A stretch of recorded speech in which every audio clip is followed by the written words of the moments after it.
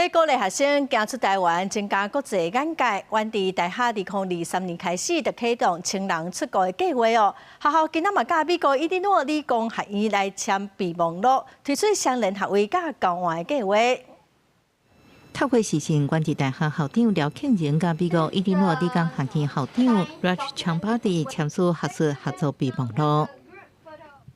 It is not just the possibilities for research, but it is also the possibilities for student exchange, faculty exchange. It is the possibility to provide a lot of possible outcomes to our students. These efforts will open up more opportunities for our students and faculty to connect globally and grow academically.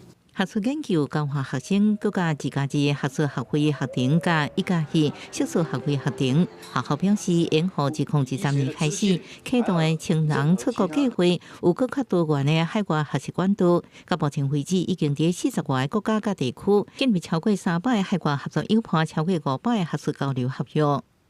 特别是双联合作计划，其实它非常的难度很高，因为它要对等2个学校里头的学生上课的内容。我想这个部分呢，也是我们在做整个全球化的过程里头很重要的细节哦。学校指出，目前全球外籍生差不多12%，无算低。面对全球伫吸收半导体人才，加上台积电伫日本设厂，这2年日本的学费生增加，目前差不多将近100位的日本学生。今年还有3位日本学生毕业了后，直接被请去日本的台积电，算是甲国际连接的重要指标。记者综合报道。